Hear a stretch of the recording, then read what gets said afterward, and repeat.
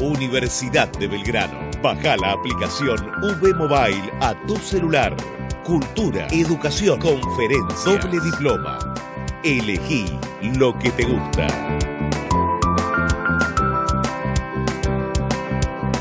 Formamos ciudadanos del mundo.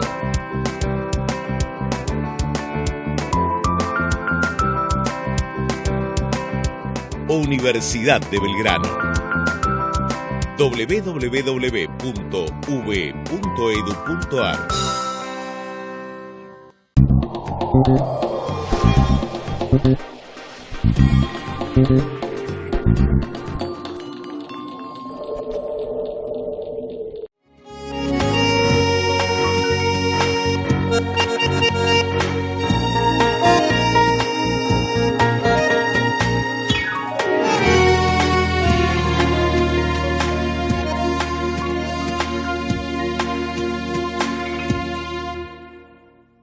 Hola, bienvenidos al programa del doctor Avelino Porto, Universidad Crítica.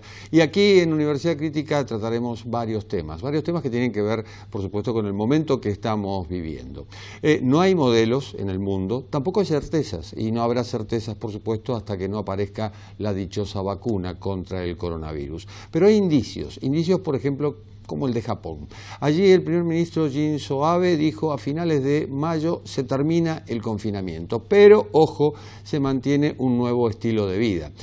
¿Por qué Japón, por qué Corea del Sur fueron más exitosos que otros países? Es difícil medirlo sobre todo por las condiciones de vida preexistentes, por la cultura japonesa en la que no se estrechan la mano, sino que se saludan con una reverencia, y también por el uso de mascarillas, que también era previo a la pandemia, porque cuando una persona estaba enferma o está enferma, en cualquier país oriental usa mascarillas, al margen de la contaminación, que es lo que ocurre en China en particular.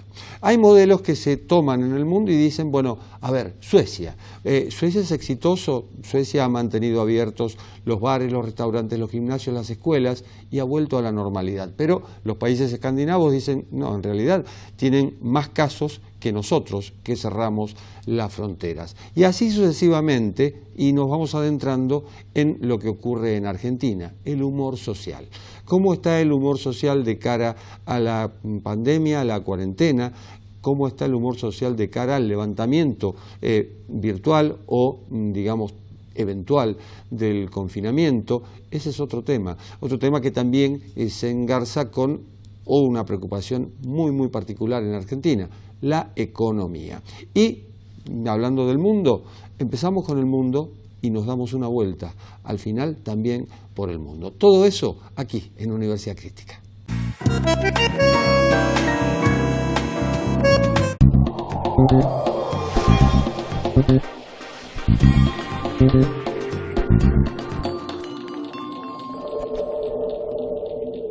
Universidad de Belgrano.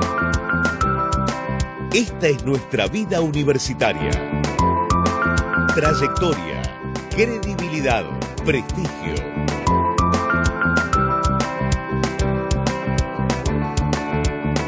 Ciudadano del mundo.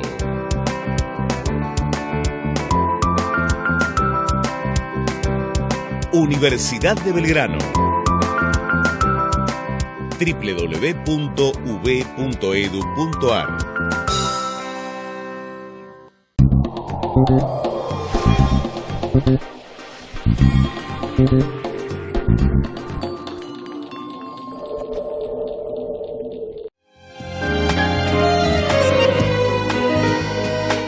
Se habla mucho de la excepcionalidad sueca, es decir, mientras los países escandinavos en particular cerraron sus fronteras e impusieron algunas medidas restrictivas, bueno, Suecia dejó que siguieran abiertos los colegios, los bares, los restaurantes, los gimnasios, y hasta se permitió en algún caso alguna congregación de gente que para estos tiempos de pandemia evidentemente no es lo más recomendable. La cuestión es que que Suecia sigue su vida cuasi normal o de nueva normalidad. Y en Suecia, en Gotemburgo, que es la segunda ciudad, está Guillermo García. Guillermo García es miembro consultor y secretario de comunicación del Consejo Argentino para las Relaciones Internacionales y también es periodista y amigo. Guillermo, ¿cómo estás? Un gusto escuchar del acento y escuchar un amigo. ¿Cómo estás vos, Jorge? Muy bien, muchas gracias. ¿La excepcionalidad sueca es tal? En principio, sí. Ellos han bajado esta semana el índice de contagios a menos de 1 y no han tenido casi, si se compara con el resto de los países, como vos contabas, no han tenido cuarentena. Y eso sí ha sido un logro. Hay quien dice, bueno, pero a ver, en Suecia más de la mitad de las personas vive en solitario, es decir, una persona por vivienda. Eso facilita la distancia social.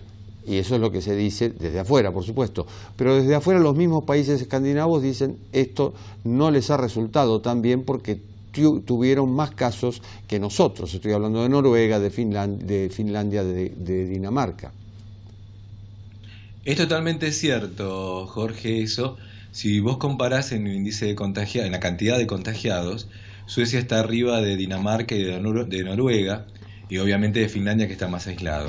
Ahora, cuando lo comparan por millón, ya no hay tanta diferencia, porque los suecos son muchos más que los noruegos. Ahora, eso es un aspecto. El aspecto quizá no tan positivo o directamente negativo del fenómeno sueco es que, si bien controlaron, digamos esa palabra, si es que se puede usar en pandemia, que bajara el índice, la cantidad de muertos que tienen en los geriátricos es muy alta en comparación con otros países. Ahí sí es donde han tenido, si se quiere, una falla. Y ahí es donde el mismo primer ministro, Stefan Löfven, reconoció, en esto sí, la verdad es que nos equivocamos, lo mismo ocurrió en Italia, lo mismo ocurrió en España, es decir, desproteger a las personas mayores. Pero, a ver, vos estás en Gotemburgo, que es la segunda ciudad de Suecia. ¿Cómo es el día a día? Y la pregunta también es, ¿ha cambiado el día a día en el último mes? Mira, yo llegué aquí cuando todavía estaba a principios de marzo, la pandemia estaba en índice bajo, según la Agencia Sueca de Salud, que es una agencia independiente del gobierno. Con el correr de las semanas, en 10 días más o menos, fue subiendo hasta catástrofe. Y aún así, el día a día de los suecos ha cambiado muy poco. Yo hace 30 años que vengo a Suecia seguido y tenés que mirar bien para darte cuenta que sí, que hay temor, que hay mucho más cuidado, pero una simple vista pareciese que no. Los colectivos no te puedes acercar al chofer, tiene una franja que lo separa ahora, como esas de emergencia, y después en los shoppings, en muchos de esos lugares, cierran temprano. Ahora tenés bien marcado por dónde tenés que caminar, dónde tenés que sentarte en los bares, ese tipo de cosas están muy, muy, muy marcadas.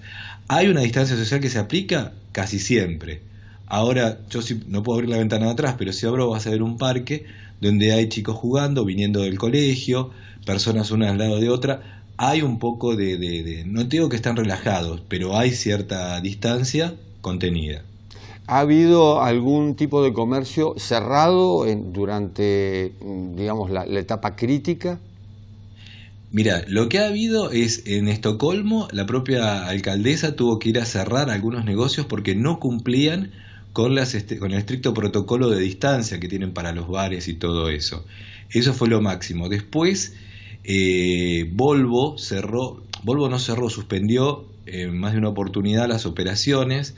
Y eso sí creó alguna circunstancia porque la economía sueca, por más que ha tratado de mantenerse, está muy vinculada al mundo. Entonces el mundo deja de producir o de comprar, eso cambió. Pero comercios cerrados, no tanto. Algunos cierran más temprano, eso lo ves en los shoppings, sobre todo en el centro de Gotemburgo, para tener más cuidado, ¿no? Eso sí. Ahora, un dato color.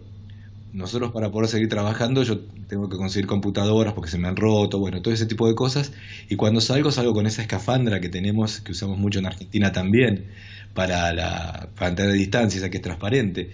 Y la verdad, cuando yo entro a los negocios con eso, soy un marciano para ellos, porque están todos sin barbijo. La otra vez me puse a contar cuánto encontraba un barbijo y encontré uno en toda la tarde que salí. Ahora, los suecos creen mucho por su historia en que las medidas tienen que ser no consensuadas, no creen mucho en las medidas rígidas, creen en que el gobierno tiene que darte la posibilidad, y si el gobierno te dice que es así, ellos generalmente cumplen. Hablabas de los chicos que están jugando detrás de esa ventana. ¿En los colegios, en las escuelas y en las universidades se ha impuesto algún tipo de restricción? No más de 15 alumnos por aula, por ejemplo, como se está evaluando aquí en Argentina para el futuro. Mira, lo que sí cerraron son las universidades y los colegios secundarios de más de 15 años. De 15 años para abajo, jardín de infantes y colegios primarios, que es el que yo tengo aquí atrás, eso funciona lo más bien. Hasta ahora no se ha hablado de eso. Sí, en los colegios funcionan como si nada, lo cual a mí me da una preocupación, porque vos decís, según yo tengo entendido, los chicos pueden ser transmisores también asintomáticos. Entonces, ahí podría haber alguna de las variantes. Pero bueno, Suecia está aplicando sin las formas que trató Boris Johnson, sino a la sueca, con otra forma de comunicarlo. Quizá esto que tiene que ver con la inmunidad de grupo, mal dicha de manada, ¿no? Eso es lo que yo creo que está pasando aquí. Lo del rebaño, que es lo que se dice, y esa disyuntiva entre la salud y la economía. Resulta que la economía sueca en promedio está mejor que la economía europea, aplicando o no aplicando medidas. Ellos están muy preocupados porque han tenido, Suecia, vos lo sabés, ahora es un gobierno socialdemócrata, una coalición socialdemócrata, y tiene una cultura que tiene que ver mucho con la asistencia social. Pero por otro lado es un país que, más allá de ese estereotipo verdadero, es muy, muy capitalista. Y lo primero que hizo cuando empezaba la pandemia, ya en marzo, fue echar un montón de gente de todos los sectores vinculados al turismo, y el aeronáutico ni hablar. Ahora tienen un buen seguro de desempleo, pero han quedado mucha gente en la calle, y ellos dicen que no han tenido una crisis así desde, no sé, no tienen casi historia, desde los años 20, 30. Y esa coalición socialdemócrata ha repuntado muchísimo, el primer ministro ha repuntado muchísimo en las encuestas, a la sombra de una ultraderecha que en las últimas legislativas, digamos que le pisó los talones a los socialdemócratas. La derecha está muy fuerte y es muy raro ver algunos momentos de xenofobia en Suecia. Yo te digo, yo vine poco después de la caída del muro la primera vez. Y Suecia en ese momento estaba ingresando a la Unión Europea. Fue un cambio enorme. Pero en esa época, los que eran extranjeros, yo me encontraba con muchos latinoamericanos más grandes y se hablaba mucho español. En los últimos, ponele 20 años, hay una nueva Suecia, que es una Suecia de muchos más colores. Ya no son rubios, sino que están todos los colores. Es un verdadero melting pot.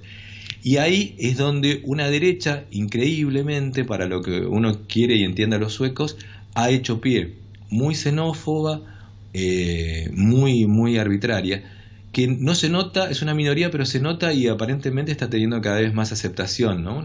Sin que los suecos lo hayan detectado, me parece, o lo hayan tomado como... Cuando hablas con ellos, por ejemplo, mi madre vive en una zona, que es donde yo quedé varado, mi madre vive en una zona cercana a Gotemburgo, entonces hay vecinos de ella que yo tengo que hablar para ver muchas cosas, y cuando lo poco que hemos podido hablar de política, no detectan eso. Es como que no está, pero está ahí fuerte, como vos sabes.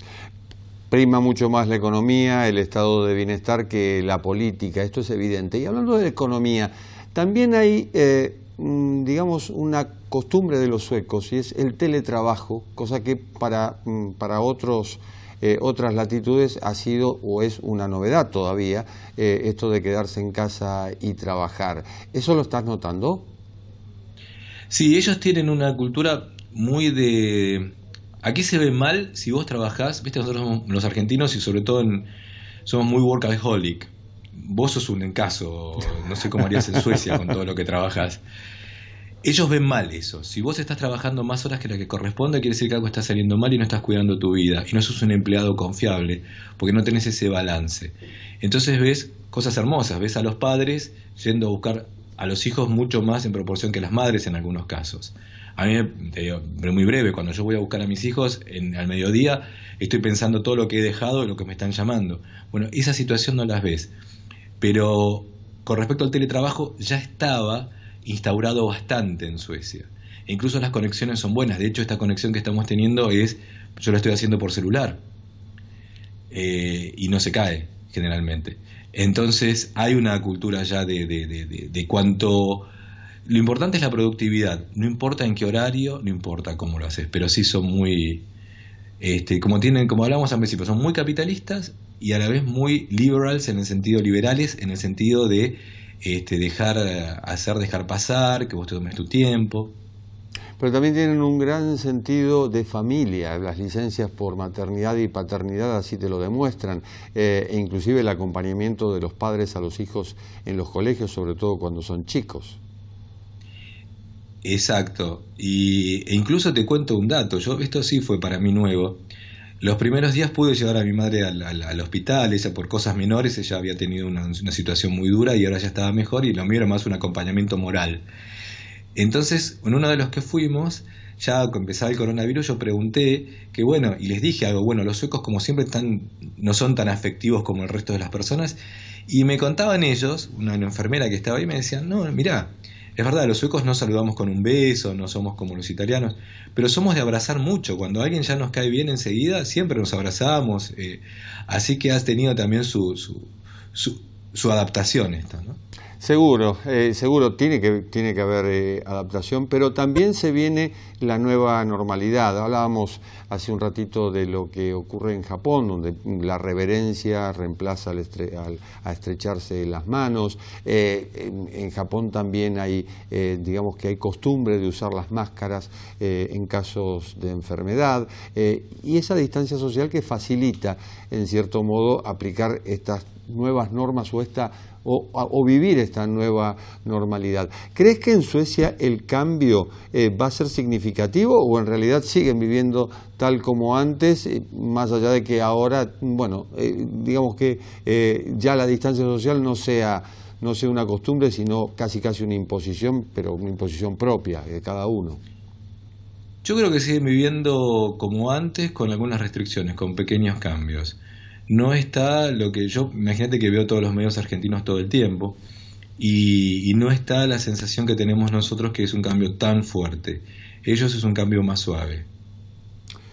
Guillermo, ha sido un gusto. Te agradezco muchísimo este contacto que hemos tenido y te esperamos pronto de regreso en Argentina. Gracias a vos, Jorge, y a tu audiencia y a la universidad. Un fuerte abrazo. En instantes continuamos con Orlando D'Adamo. Vamos a hablar de humor social, vamos a hablar de Argentina en particular.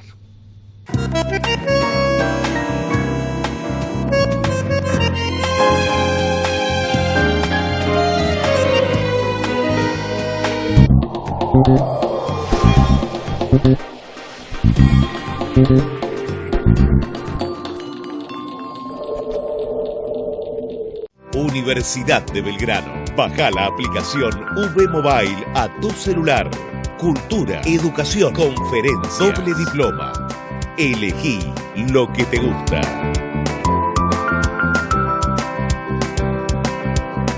Formamos ciudadanos del mundo.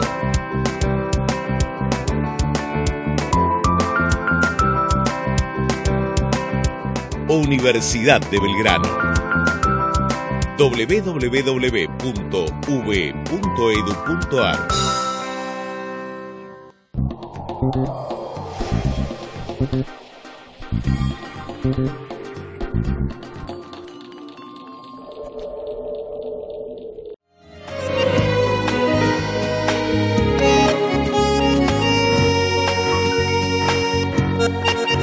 Y hablábamos del humor social, el humor social que se asocia, por supuesto, con la economía y que también se asocia con la política en cada país. Cada país ha aplicado, como lo venimos viendo, cada país ha aplicado su propio modelo y también aplica su propia tabla de multiplicar frente a esto. Esto porque no hay mediciones unificadas, esto porque también tiene que ver con las características de cada gobierno. La pregunta es, ¿qué pasa en Argentina? ¿Cómo está ese humor social?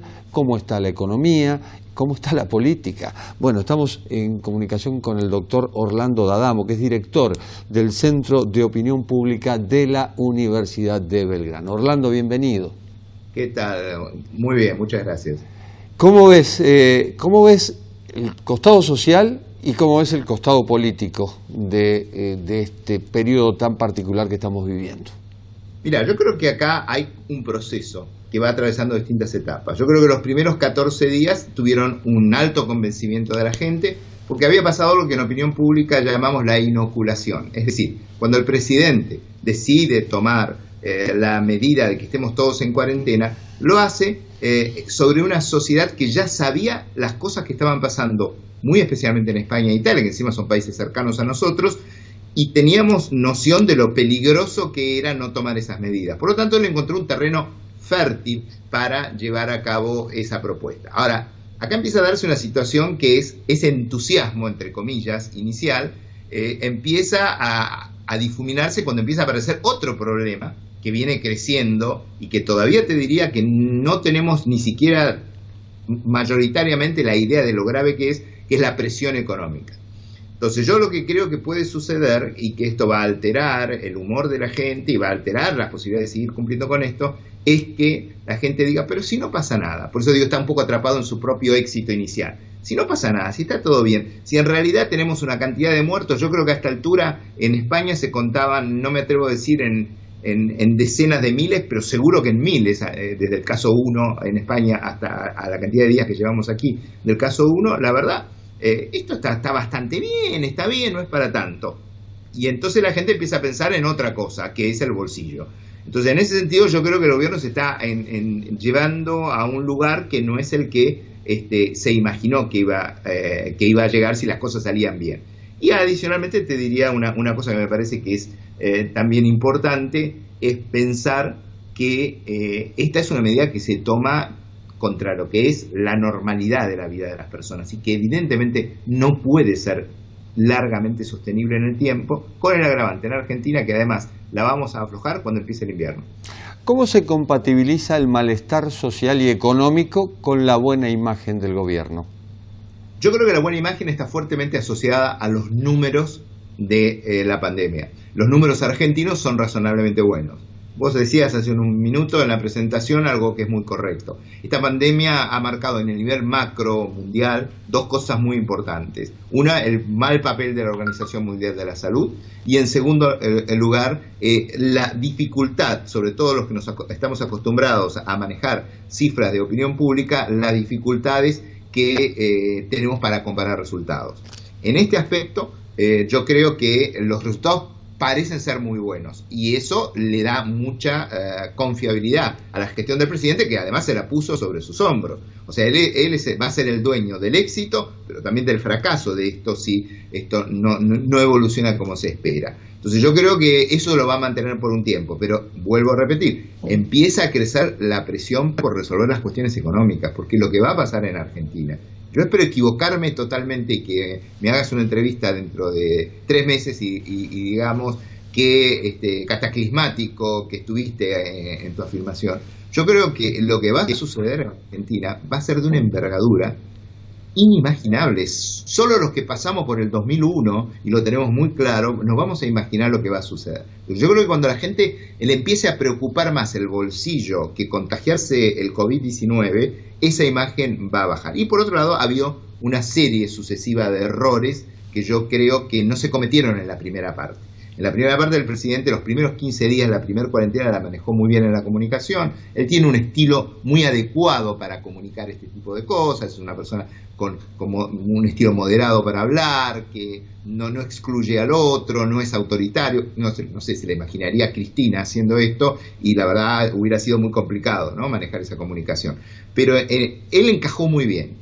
Ahora, después empezaron los errores. Empezó a buscar con quién pelearse, los empresarios. La comparación con Chile, un error desde todo punto de vista. Primero porque las cifras no son comparables. Ellos toman muchísimos más test que nosotros y tienen casi los mismos muertos. O sea, que cualquiera que sepa algo de análisis de datos dice, mire, no es como usted dice. En realidad a ellos les está yendo mejor que a Argentina.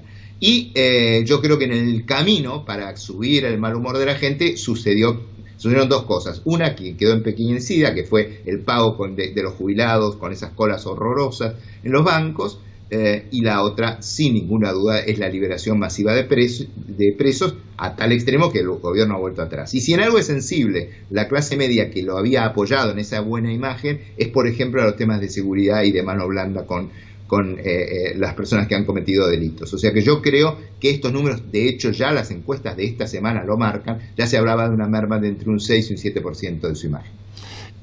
A eso le sumamos las discrepancias dentro del gobierno. A veces no se sabe muy bien cuál es la posición sobre tal o cual tema. ¿Cómo incide? Mira, yo creo que esto es así, básicamente porque es una coalición donde los ha juntado una lectura estratégica política en el año 2019 muy correcta. Necesitaban los votos de Cristina, pero con Cristina no alcanzaba. Y eligieron a una persona, como decía antes, un acérrimo crítico para el que se haya olvidado de Cristina y de su gobierno, pero que justamente encarnaba un perfil totalmente moderado. Por eso ha sido tan adecuado para transmitir información tan sensible como la de la salud. Entonces, ¿qué pasa? Yo creo que me parece que al interior de la coalición lo que están viendo es un fenómeno que nunca se habían imaginado, y es que Alberto Fernández no solo aporta moderación a la coalición ahora, aporta un caudal de imagen positiva o propia que empieza a competir con otros. Entonces me parece que él tiene que afrontar presiones internas que van a estar atravesadas además por la variable económica, que a nivel gobierno es la negociación de la deuda y la economía cotidiana. ¿Ese liderazgo puede tener un precedente en Argentina? Hablo de Duhalde Menem, por ejemplo. Yo creo que está cerca de Duhalde en algún punto, por la forma sobre todo. Duhalde guarda, bueno, de hecho él era un dualdista en su momento, él ha pasado por casi todas las expresiones del peronismo. Yo creo que se acerca de Duhalde. Duhalde heredó una situación crítica, él la heredó económicamente y después cayó el meteorito invisible del COVID-19, y yo creo que en ese punto de vista hay un punto de contacto. Pero Duhalde tenía las riendas del Partido Justicialista en sus manos. Recordemos que él convocó a todos los gobernadores a una reunión y fueron todos. Alberto Fernández tiene las riendas de la presidencia en sus manos, que no es poca cosa, es la lapicera, pero tiene competencias de poder interno que no lo hacen tan poderoso como Duhalde en su momento. ¿La oposición está a la altura de las circunstancias? Yo creo que lo mejor que puede hacer la oposición es no hablar en este momento, hacer algún señalamiento puntual. Creo que aprovecharon muy bien lo de los presos, porque esa fue casi un obsequio que le dieron a la oposición. En ese aspecto ha habido voces, para mí las voces que más hayan buscado o busquen la colisión con el gobierno se equivoquen. Mientras predomine la idea de que estamos en una situación de tensión de salud pública, pelearse con el gobierno no es correcto.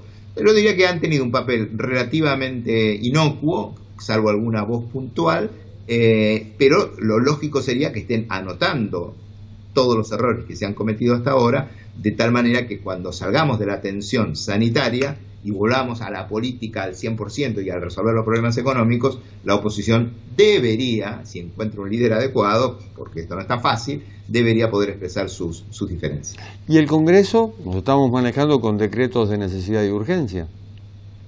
Mira, una de las cosas que se está hablando es, en el día después de esto, que esperemos que llegue pronto, en el día después de esto se hablan de varias cosas. Una yo ya te la mencioné, que es el problema de la Organización Mundial de la Salud, que ha demostrado una ineptitud total. No lograron ponerse de acuerdo al principio si había que usar barbijo o no había que usar barbijo. Yo puedo entender que gente localmente, que algún médico inclusive a nivel local, que los medios de comunicación propusieran una cosa u otra, pero la Organización Mundial de la Salud es la palabra santa en esto.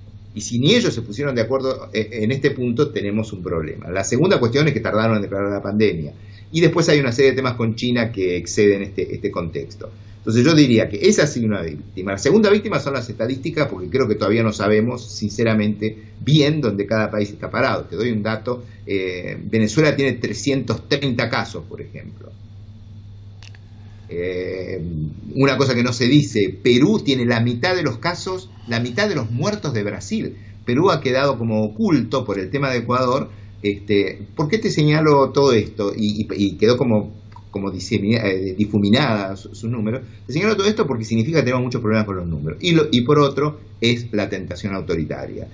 El 2001 nos dejó sin vida privada. se acabó. Todo lo que hacemos a partir de ahora, alguien lo ve, alguien lo lee, alguien lo registra. Lo podrán usar o no usar según la importancia que tenga. Pero nos quedamos sin vida privada. Caminamos por las calles de Londres, caminamos por las calles de Nueva York y hay 25.800 fotos nuestras. ¿Qué vamos a perder por esta crisis? Yo me temo que haya en algunos países ya de hecho lo hay, Hungría y Polonia han tenido advertencias de la Unión Europea en ese sentido, una cierta tendencia que como alguien pudo gestionar una crisis también sin el Congreso y sin negociar demasiado con otras personas, bueno, la verdad que no sé para qué necesitamos tantos resortes institucionales, es decir, algo que podríamos denominar una suerte de tentación autoritaria. A veces las crisis internas terminan siendo beneficiosas. Hablabas de Venezuela. Venezuela recibe muy poco viajero del exterior. Es lo mismo que ocurre en Libia, es lo mismo que ocurre en Siria. Es decir, hay pocos casos, pero es porque han recibido muy poca gente. Y eso también se está viendo en estos días. La última, cortita. La nueva realidad política, ¿cómo crees que puede ser? Yo creo que va a estar totalmente atada a si realmente la proyección de la crisis sanitaria es la que tenemos, es a partir de lo que tenemos hoy en día y pasa a ser un problema grave pero manejable que no ponga en crisis al sistema de salud y el manejo de la crisis económica. Yo noto, por ejemplo, por decir una cosa mínima, en los sectores medios que este mes no se pueden refinanciar los saldos de las tarjetas de crédito. ¿Por qué? ¿Se arregló todo entre el mes pasado y este? No, está todo peor. Los vencimientos impositivos en la página de la FIP, para los que lamentablemente tenemos que afrontarlos en el mes de junio, están ahí todos puestos como si nada hubiera sucedido. Y hay una enorme cantidad de personas que no factura nada. Se ha roto la cadena de pagos. Hay gente que había contraído créditos para sus pymes, por ejemplo, que pagaba con la venta de sus productos y el rendimiento de su negocio mensual. Ese rendimiento bajó a cero. Te doy un dato, el mes pasado no se fabricó un auto en Argentina, es histórico, uno. Entonces, con todo lo que esto significa, porque no es que Renault o Ford perdió por eso, no, es muchísimo más que todo eso. Entonces yo creo que el presidente va a tener que tener un plan económico creíble para que su sustentabilidad política sea sólida después de la salida del COVID-19, siempre que la salida sea como nos imaginamos que va a ser, que es una salida con un éxito bastante razonable. Orlando D'Adamo, un placer, muchísimas gracias. Igualmente, Jorge, que sigas muy bien. Gracias. Y terminamos hablando de economía. En realidad no terminamos, empezamos, porque de eso, de economía, hablamos luego de la pausa.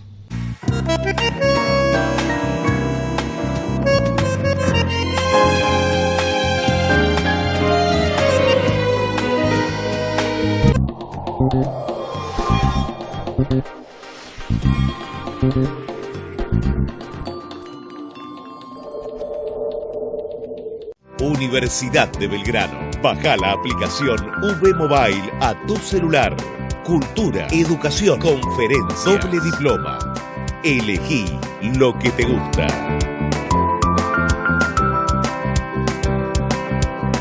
Formamos ciudadanos del mundo.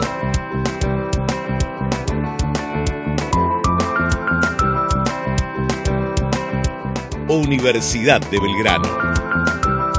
www.v.edu.ar.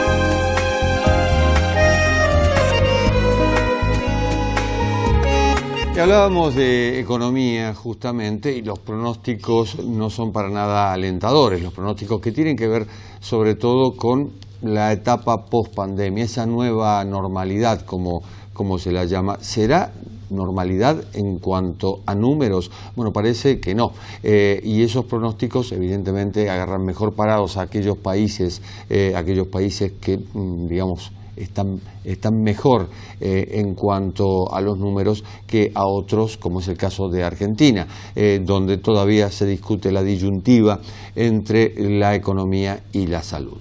Pero vamos a hablar del mundo y vamos a hablar en especial con un analista internacional de la talla de Jorge Castro, al que tengo el gusto de darle la bienvenida. Jorge, ¿cómo estás? ¿Qué tal, Jorge? Encantado. Muy bien. He leído un artículo tuyo, una columna tuya, sobre la reconversión que ha hecho la industria automotriz en Estados Unidos en particular para exportar respiradores. Y básicamente lo que deja entrever, o lo que dejas entrever, es que evidentemente la salida viene por Estados Unidos y por Europa. Bueno, exactamente. Mira, lo que ha sucedido en la economía norteamericana, que es la primera economía del mundo, con un PBI que asciende a 21.9 billones de dólares, 25% del PBI global, es que en el primer trimestre del año la economía de Estados Unidos se contrajo 4.8% anual. Y luego, lo que se prevé para el segundo trimestre del año es un virtual hundimiento de la economía norteamericana, con una caída de 15, quizás 20% del PBI en términos anualizados en el segundo trimestre de 2020. Lo que esto significa es que esto sucede en una economía que hace solo 5 semanas tenía un nivel de crecimiento económico que se puede denominar boom económico, con 11 trimestres consecutivos donde la tasa de crecimiento de la economía norteamericana estaba 1,5 puntos por encima de la tasa de crecimiento en potencial. Y al mismo tiempo, la tasa de desocupación de Estados Unidos hace solo 5 semanas era de 3.5%, la más baja de los últimos 60 años. Ahora, ya en este momento, en los 6 últimos meses, en las 6 últimas semanas de la economía norteamericana, contando con esta última, la desocupación en Estados Unidos abarca ya a 33 millones de personas. Esto es, hace 5 o 6 semanas la tasa de desocupación era 3.5% y ya es 5% de la población económicamente activa. Y se estima que al concluir el segundo trimestre del año estaría por encima del 20% el nivel de desocupación en Estados Unidos, lo que significa el nivel de desocupación y la tasa de hundimiento de crecimiento económico más profunda y grave experimentada por Estados Unidos desde la década del 30. Esta es la situación actual en la primera economía del mundo, en donde lo que hay, como vos mencionabas recién, es un proceso extraordinario de movilización de recursos, utilizando el gobierno del presidente Donald Trump, una ley vigente en Estados Unidos desde la década del 50, que sancionó el entonces presidente Harry Truman, y que puso en ejecución en ocasión de la guerra de Corea, que tuvo lugar entre 1950 y 1953. Esta ley fuerza a que todas las actividades económicas de Estados Unidos, comenzando por las industriales, se vean obligadas a establecer como producción prioritaria aquello que responde a la necesidad de Estados Unidos en una situación de emergencia nacional como la que vive en este momento. De ahí la reconversión que vos mencionabas recién de General Motors, una planta de General Motors ubicada en el estado de Indiana, que se ha reconvertido para fabricar ventiladores. Esto es ese útil de la práctica médica que es esencial en las situaciones más graves de la epidemia del coronavirus, en donde lo que está en juego es la vida de los pacientes afectados por el COVID-19. En estos sentidos, Estados Unidos ha demostrado una vez más que es un país excepcional, en el sentido de capacidad de movilización de recursos, aptitud para concentrar las actividades económicas atrás de los objetivos nacionales, sobre todo cuando existe una situación de crisis donde Estados Unidos siente, y con razón, que está en juego su sentido de la existencia nacional y al mismo tiempo la vida de muchos de sus ciudadanos. Se da también la paradoja de que le ha enviado ventiladores a Andrés Manuel López Obrador, el presidente de México, y se ha convertido prácticamente en el mayor aliado de Donald Trump, justamente por los problemas migratorios en la frontera. Esto es más paradoja política que económica. Exactamente. Y también va a exportar estos ventiladores el gobierno de Estados Unidos, no solo los 1.000 ventiladores que envía al presidente Andrés López Obrador de México, como mencionabas vos en este momento, sino también va a exportarlos a Italia, a Francia, a Nigeria en África y a muchos otros países del mundo, precisamente tomando en cuenta de que la potencia industrial de Estados Unidos está intacta y que el hecho de que la economía norteamericana se haya hundido de la forma en que lo ha hecho no significa en modo alguno que los indicadores de productividad, innovación, capacidad de movilización de recursos, de capital y trabajo, ante todo, que tiene Estados Unidos en el momento actual, en medio de la epidemia del coronavirus, sean exactamente los mismos que tenía hace solo 6 semanas. En términos políticos, ¿puede esto favorecer o recomponer la relación con la Unión Europea, dañada por el apoyo de Donald Trump al Brexit y otras cuestiones? Yo creo que la Unión Europea es el sistema estatal más afectado en el mundo por las consecuencias del coronavirus. Lo que me parece que está ocurriendo en Europa en este momento es un proceso agudo de desarticulación de estructuras estatales de carácter transnacional. Y esto significa, ante todo, que lo que fue Gran Bretaña en ocasión del Brexit, todo indica que es nada más que el primer paso de un proceso de desarticulación generalizado, que abarca en primer lugar lo que suceda con Italia, que siente que no ha cumplido la Unión Europea con ellos, por un lado, y también con Polonia y otros países de Europa Oriental. ¿Cómo influye la guerra comercial tecnológica de divisas con China, que había tenido ahí un mini acuerdo a mediados de enero? Mirá, China es considerada por Estados Unidos su principal competidor estratégico en el siglo XXI. Esto surge de la estrategia de seguridad nacional de Estados Unidos, sancionada por el gobierno del presidente Trump en diciembre de 2017. Esta puja, que es de carácter de competencia mundial, tenía entre Estados Unidos y China un signo todavía más grave que el de la simple competencia estratégica. Era el hecho de que, como lo dice la estrategia de seguridad nacional de Estados Unidos consideraba la existencia de este programa llamado Made in China 2025. Esto es un programa para el desarrollo de las tecnologías de avanzada de la nueva revolución industrial, a la inteligencia artificial en primer lugar, una amenaza existencial para los intereses vitales norteamericanos, lo que constituye lo que se ha denominado en los últimos tiempos la trampa de Tucídides, como vos has señalado varias veces. Esto es lo que ha desaparecido en la relación entre las superpotencias, Estados Unidos y China. El hecho fundamental es que el presidente Xi Jinping de China ha aceptado la primacía estratégica de la primera superpotencia del mundo, que son los Estados Unidos. Este es el punto central a tomar en cuenta en la relación entre las dos superpotencias de la época en el momento actual. Jorge, Xi Jinping ha de ser el presidente de China con más poder desde Mao, es decir, desde la Revolución Cultural.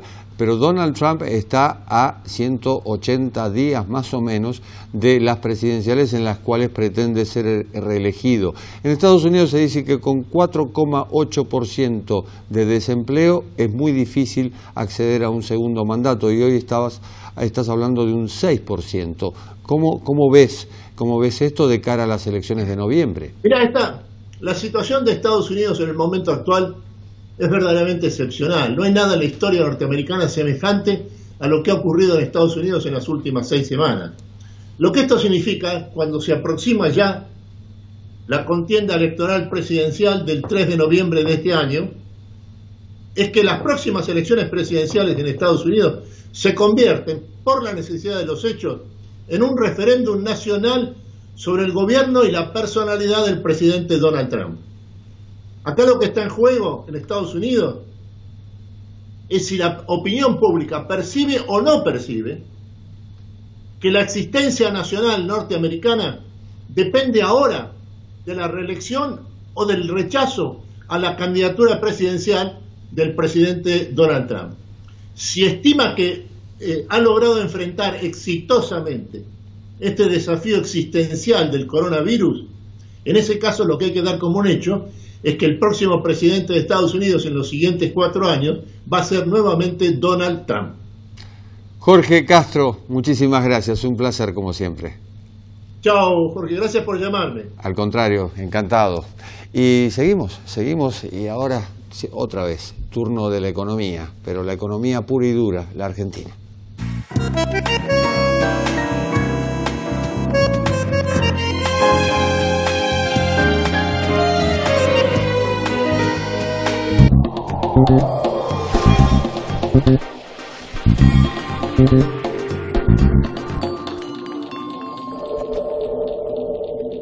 Universidad de Belgrano. Baja la aplicación V Mobile a tu celular.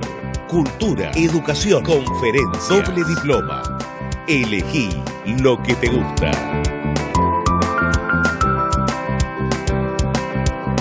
Formamos ciudadanos del mundo.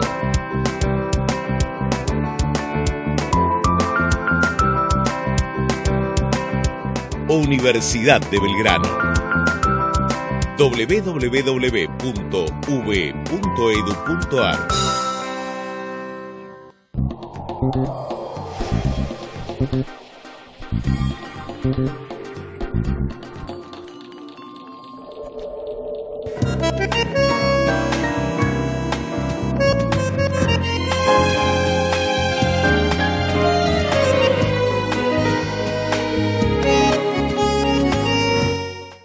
Pasamos por Suecia, seguimos con la política, seguimos con la cuestión social, es decir, el malestar social. Recorrimos el mundo y ahora anclamos nuevamente en un tema recurrente, en un tema que tratamos desde el comienzo, que es la economía. Es decir, cómo nos pesca la pandemia. Ya lo sabemos, en Argentina con la negociación de la deuda y con déficit fiscal y varias cuentas por rendir todavía en materia económica, pero bueno, ¿qué pasa durante la pandemia o durante el confinamiento, mejor dicho, y qué pasará después? Agustín Monteverde, ¿cómo está?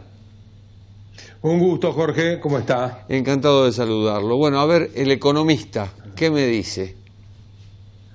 A ver, esta crisis que voy a ir adelantando, que es con seguridad la más seria que hayamos vivido cualquiera de los que estamos hoy viendo este programa, tomó al mundo desarrollado, particularmente a los Estados Unidos, en una situación de exuberancia económica. Estados Unidos va a sufrir de la misma forma que Europa Occidental, van a sufrir caídas en su actividad económica muy fuertes, en el PBI, pero a la Argentina la tomó en su ya tercer año de recesión y, a juicio de este analista al menos, agravándose esa recesión. Sin necesidad del coronavirus. Sin necesidad del coronavirus ya se agravaba. Ahora bien, la reacción elegida por el gobierno argentino, muy parecida, aunque mucho más extrema que otros países, parecida a la de unos cuantos, pero en este caso de una manera tomada en forma universal, ¿no? El confinamiento, y a eso yo lo llamaría un confinamiento extremo, ¿no? No ha sido el seguido por otros países, pero el hecho es que lo que hay que reparar es cuáles van a ser los costos económicos de este remedio. Y yo le diría, Jorge, que no solamente los costos económicos, sino también los costos sanitarios y para la salud de las personas, concretamente. Es decir, me temo, y en esto sé que soy polémico, sobre todo que soy polémico con la línea que bajan todos los medios de comunicación habidos y por haber en la Argentina, de que del quédate en casa, etcétera, etcétera. Yo no estoy haciendo publicidad para que salgamos irresponsablemente a la calle, pero lo que sí digo es que hay otras vías que se podrían haber elegido, con cierto confinamiento para los grupos de riesgo, de aislamiento, de blindaje de los grupos de riesgo, medidas de precaución, el uso de barbijo generalizado como en Checoslovaquia, etcétera, pero el camino tal cual ha sido elegido acá tiene costos que no dudo en llamarlos catastróficos en términos económicos y con costos también muy serios, pero muy serios, que sería futurólogo si me pusiera a tratar de alguna manera de medirlos en materia de salud. ¿Por qué? Porque la verdad es que eso que se ha dicho de que qué bien haber privilegiado la salud y haber dejado en segundo lugar la economía, bueno, es un soberbio disparate, discúlpenme. La salud y la economía y la vida va todo junto. Entonces, pretender separar una de la otra, a ver, si hoy el mundo desarrollado está en condiciones, o nosotros mismos, de atender con cierta solvencia esta crisis sanitaria, es gracias a las inversiones que hubo en hospitales, en terapias intensivas, en camas, en respiradores, en profesionales médicos, en personal de enfermería capacitado, y todo eso tiene que ver con la economía. Entonces, pretender divorciar economía y salud es realmente un error que puede ser caro, que puede ser muy caro, ¿no? El pulso de la calle hoy indica que entre cuidarme y llevar el pan a casa, necesito llevar el pan a casa porque hay sectores que se han visto muy, muy afectados por el confinamiento. A ver, mire, Jorge, disculpe la autorreferencia, pero es que creo que es válida. Yo el 29 de marzo, o sea, hace ya tiempo, publiqué un artículo en que me atreví a hablar de que si se tomaba este rumbo, que ya en ese momento ya se había lanzado el confinamiento, el costo en actividad económica, la caída de la actividad económica, se podía ir a los 2 dígitos. En ese momento, no el ministro de Economía, ni Guzmán, ni prácticamente ningún colega mío se atrevió a dar esos números, pero yo lo hacía sobre la base de analizar cómo juegan las variables, y me daba claramente que la caída iba a ser monstruosa en tanto y en cuanto esta fuera la política seguida, porque estamos además entrando en el invierno. Entonces esto desde ya que no era por 15 días, que se iba a prolongar, y también me atreví a decir de que cuidado, que el nivel de pobreza iba a trepar por encima del 50%. Hoy casi todos mis colegas ya se han acercado a ambos registros como que yo di. Es decir, los costos son descomunales. Esto es un verdadero misil en la clase media, la clase más afectada con seguridad de la clase media, porque para los grupos más vulnerables, para los segmentos de población más vulnerables, se ha armado cierta red de seguridad que de alguna manera mitiga el daño que produce este confinamiento, este parate total de la economía. Ahora, hay sectores de población enormes que no hay forma de resolverle el problema. Me refiero especialmente, muy especialmente, a todo el sector de autónomos, por ejemplo, donde ¿cuál es la red de seguridad que hay para los odontólogos que están sin trabajar, los kinesiólogos, los carpinteros, los peluqueros? Esa gente le siguen llegando inmoralmente, impúdicamente, desvergonzadamente las boletas de impuestos de ABL, mientras ven que se están arruinando literalmente. Entonces, esa gente lo que necesita es volver a trabajar. No hay ningún plan social que le resuelva el problema, y como mínimo que lo deje de ahorcar el Estado. Agustín Monteverde, muchas gracias por su testimonio. Un gusto, hasta luego. Encantados.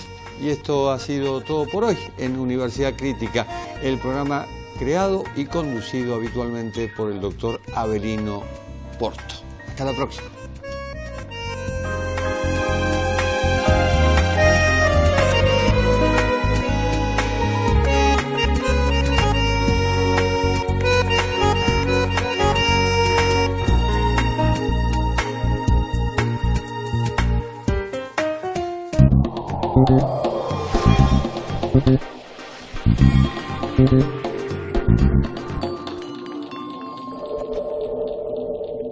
Universidad de Belgrano. Baja la aplicación V Mobile a tu celular.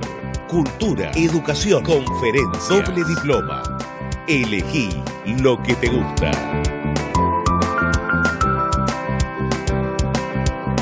Formamos ciudadanos del mundo.